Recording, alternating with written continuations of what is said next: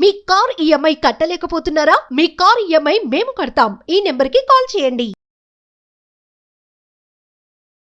Hi hello welcome to Suman TV. నేను మీ ప్రేమ్. ఇవాళ మనతో ఉన్నారు హ్యూమన్ సైకాలజిస్ట్ కృష్ణ భరత్ గారు. సార్ నమస్తే. సార్ నమస్తే ప్రేమ్ గారు. Sir welcome to Suman TV. Sir thank you అండి. Thank you sir. మనకు రీసెంట్గా విన్నామంటే ఆల్మోస్ట్ ఒక 1 వీక్ 10 డేస్ నుంచి హెచ్ఎంపీవీ వైరస్ దేశం అంతా ఒక ఊపు ఊపుతుంది అనేసి అనిపిస్తుంది సార్. ఎందుకంటే జనాలంతా ఒక ట్రాన్స్లోకి వెళ్ళిపోతున్నారు. ఇది కూడా ఒక కోవిడ్ లాంటిదేమో, మళ్ళీ లాక్డౌన్ వస్తుందా అంటే అసలు ఎలా తీసుకోవాలి, దీన్ని ఎలాంటి ప్రికాషన్స్ తీసుకోవాలి, ఒకసారి మన ఆడియన్స్కి చెప్పండి సార్.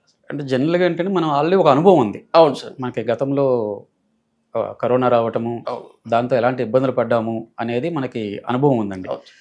ఆ అనుభవం ద్వారా వచ్చిన భయమే ఈ రోజు మనం చూస్తున్నాం.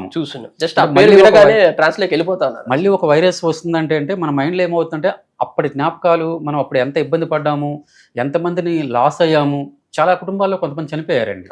సో ఆ పెయిన్ ఇదంతా కూడా మళ్ళీ మనకి మన బ్రెయిన్లోకి వస్తుంది. అందువల్లే మనకు కొంత భయాందోళన అనేది ఈరోజు సొసైటీలో కనిపిస్తూ ఉన్నాయి.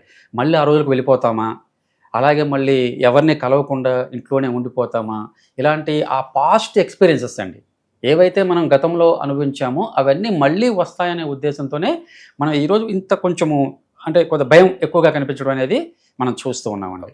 అయితే ఇక్కడ మీరు గమనించాల్సింది ఏంటంటే, ఎప్పుడు కూడా ఒక వైరస్ కంటే ప్రమాదకరం ఏంటంటే దానికి సంబంధించిన సమాచారం వైరస్ కంటే స్పీడ్గా వ్యాపిస్తుంది. అది అవును సార్. మీరు వైరస్ అయినా కొంచెం తక్కువగా ఒక స్పీడ్తో వెళ్తుందేమో, కానీ దానికి సంబంధించిన సమాచారం మాత్రము సమాజంలో అలా అలా చాలా వేగంగా స్ప్రెడ్ అయిపోతూ ఉంటుందండి. అయితే ఇక్కడ ఏంటి, ఎలాంటి సమాచారం వెళ్తుందని ముఖ్యం. ఇప్పుడున్న ఈ సిచ్యువేషన్ ఏంటంటే, ఈ భయాందోళనలో ఉన్న పరిస్థితులు ఏమవుతుందంటే, ఆ వైరస్ గురించి ఉన్న ఏ సమాచారమైనా జనాల యొక్క అటెన్షన్ని అట్రాక్ట్ చేస్తుంది, మన గ్రాప్ చేస్తుంది అన్నమాట. మన అటెన్షన్ని గ్రాప్ చేస్తుంది కదా. సో ఆ సమాచారం పట్ల అప్రమత్తంగా ఉండాలి. అంటే ఇది గవర్నమెంట్ ఇచ్చిన సమాచారం అంటే సహేతుకమైన సమాచారమా కాదా, కొన్ని మిస్కాన్సెప్ట్స్ కూడా వచ్చేస్తూ ఉంటాయి. అవును, అక్కడ అలా ఉంది, ఇక్కడ ఎలా ఉంది, అక్కడ ఇన్ని కేసులు ఉన్నాయంట, ఇక్కడ ఇన్ని కేసులు ఉన్నాయంట అని. ఈరోజు మీకు తెలియదు ఏముందండి, వాట్సాప్లో అన్నీ వచ్చేస్తున్నాయి కదా, గ్రూప్స్లో అన్నీ వచ్చేస్తున్నాయి. అంటే ఒక ప్రామాణికత లేకుండా కూడా సమాచారం స్ప్రెడ్ అవ్వడం అనేది మనం గమనిస్తున్నాం.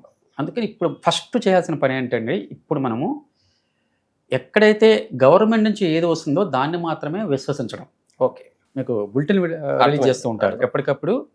ఈ వైరస్ స్టేటస్ మీద కానీ, ఎన్ని కేసులు నమోదయ్యాయని కానీ రాష్ట్ర ప్రభుత్వము, కేంద్ర ప్రభుత్వాలు రెండు కూడా మనకి న్యూస్ అనేది వస్తూ ఉంటాయి. మీకు ప్రింట్ మీడియాలో కానీ, ఎలక్ట్రానిక్ మీడియాలో కానీ వాళ్ళకి దానికి సంబంధించిన అధికారిక సమాచారం అనేది ఇస్తూ ఉంటారు.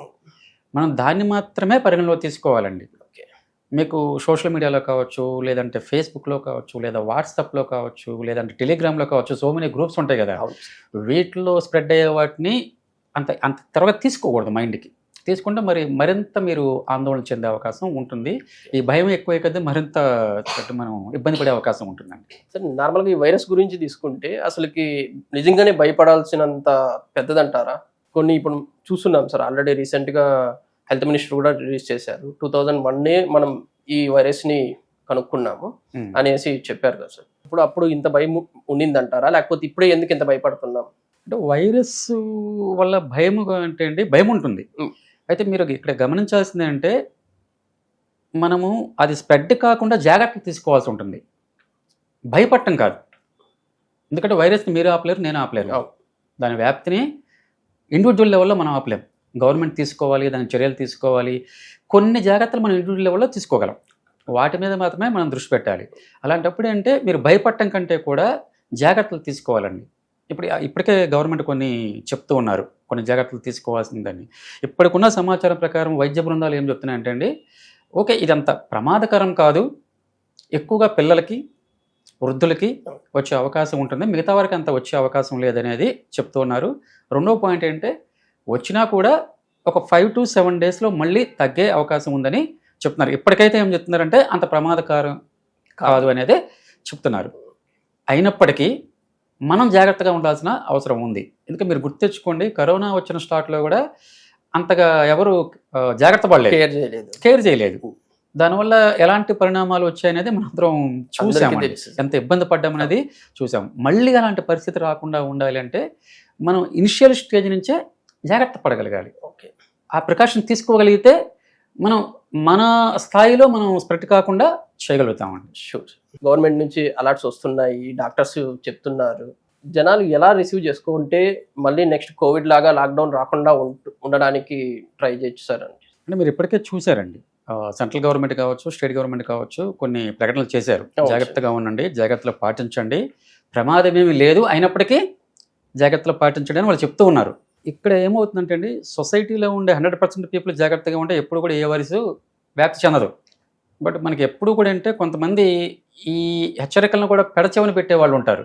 ఏమవుతుందిలే, నాకు రాదు, నేను ఆరోగ్యంగానే ఉన్నాను కదా, నాకేమీ రాదు అనే ఒక భావంతో జాగ్రత్తలు తీసుకోకుండా ఉండేవాళ్ళు ఉంటారండి. అలాంటి పీపుల్తో ఏమవుతుందంటే ఆటోమేటిక్గా ఇది స్ప్రెడ్ అయ్యే అవకాశం ఉంటుంది. కాబట్టి ఇప్పుడంటే మనం జాగ్రత్తలు తీసుకోవాలి.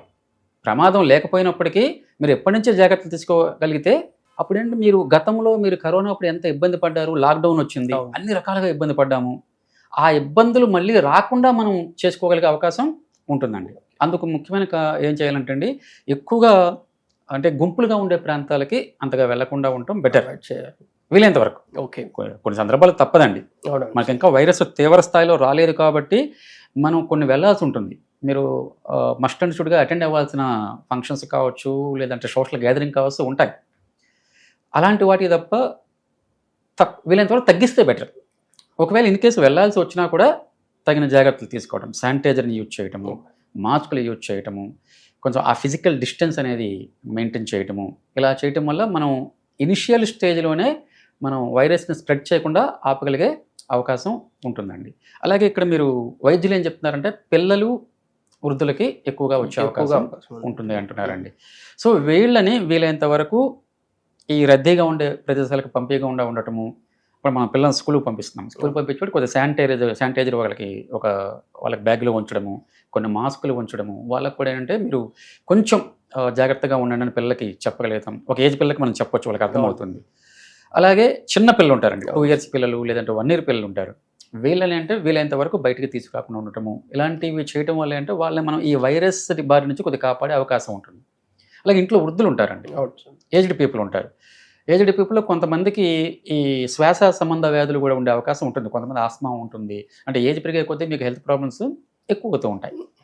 అలా దాంట్లో ఏంటంటే ప్రత్యేకంగా మళ్ళీ ఈ రెస్పిరేటరీ సిస్టమ్ సంబంధించిన వ్యాధులు కూడా కొంతమందికి ఉండే అవకాశం ఉంటుంది. అలాంటి వారి పట్ల మరింత జాగ్రత్త తీసుకోవడం. అంటే ఈ వైరస్ ఎందుకంటే మన ద్వారా కూడా వచ్చే అవకాశం ఉంటుంది. మనం బయట తిరుగుతూ ఉంటాం. నేను యాజ్ అడల్ట్ నాకు రాదు, కానీ నేను బయట తిరుగుతూ ఉంటాను. నా ద్వారా నా ఇంట్లో పిల్లలకు కానీ లేదంటే వృద్ధులకు కానీ వచ్చే అవకాశం ఉండొచ్చు కదా. అందుకని మనము జాగ్రత్తగా ఉండాలి, మన ఇంట్లో పిల్లల్ని జాగ్రత్తగా చూసుకోవాలి, ఇంట్లో ఉండే వృద్ధులను కూడా జాగ్రత్తగా చూసుకోగలగాలండి. మళ్ళీ మనం ఎందుకైనా మంచిదంటే మనం శానిటైజర్ వాడటము, లేదంటే మాస్కులు వాడటము, ఇవన్నీ పబ్లిక్ ప్లేసెస్కి వెళ్ళేప్పుడు ఇలా చేయగలిగితే మనం వ్యాప్తి చెందకుండా ఆపగలం. యాజ్ ఎ సైకాలజిస్ట్గా చెప్పండి సార్, పీపుల్ ఇలాంటి సిచ్యువేషన్కి ఇప్పుడున్న వైరస్ అని ఎన్నో న్యూస్లో వస్తున్నాయి, మనం చూస్తున్నాము. అసలు యాజ్ ఎ సైకాలజిస్ట్గా ఎలా తీసుకోమంటారు? ఇక్కడ బీయింగ్ యాజ్ ఎ సైకాలజిస్ట్గా మేము ఒకటే చెప్తామండి, జాగ్రత్త పడాలి. జాగ్రత్త అయితే అవసరం. ఎందుకంటే వైరస్ వ్యాప్తి చెందుతుంది అంటున్నారు, ఇప్పుడిప్పుడే 1-2 కేసులు వస్తున్నాయి అంటున్నారు. ఈ రకంగా మనం జాగ్రత్త పడాల్సింది అయితే అవసరం ఉంది. అలానే ఆందోళన చెందకూడదు. అది ఎందుకంటే భయంకు మించిన వ్యాధి లేదంటారు. భయంకు మించిన వైరస్ లేదండి. మీకు వైరస్ కంటే కూడా భయమే ఎక్కువ చోటు చేస్తుంది. మీకు వైరస్ వస్తే మీరు ఏదో కొంత జాగ్రత్తలు తీసుకోవచ్చు, కొంత ఇమ్యూనిటీ పవర్ పెంచుకునే ఆహార పదార్థాలు తీసుకోవచ్చు, మెడిసిన్ తీసుకుంటారు, తగ్గిపోతుంది. భయం మాత్రం అలాగే ఉంటుంది. వన్స్ భయం మీ ఒంట్లో ప్రవేశించిందంటే దాన్ని బయటకు పంపించడం అంత ఈజీ కాదండి.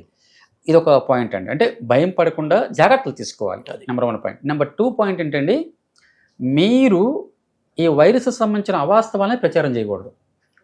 మనం తెలియకుండా చేస్తామంటే ఇప్పుడు ఏదో నాకు తెలిసింది, ఆ న్యూస్ నేను ఒక 10 వాట్సాప్ గ్రూప్లో ఉంటే 10 వాట్సాప్ గ్రూప్లో ఇమీడియట్గా నేను స్ప్రెడ్ చేసేస్తాను. ఐ కాంట్ చెక్ మాట, నేను చెక్ చేయను. దాంట్లో ఎంత ప్రామాణికత ఉంది ఏదో తెలియదు.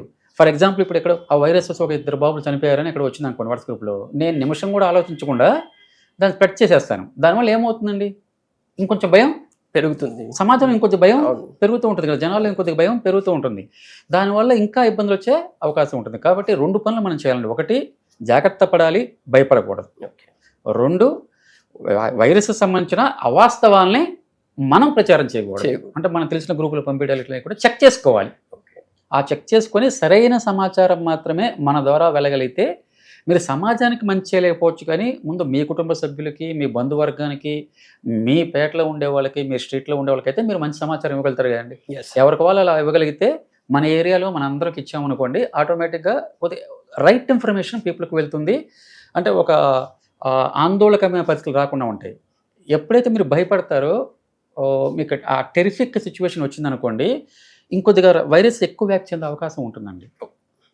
అది రాకుండా ఉండడం కోసము మనం ఈ 2 చర్యలు అయితే ఖచ్చితంగా తీసుకోవాలి. Thank you sir, thank you thank you అండి.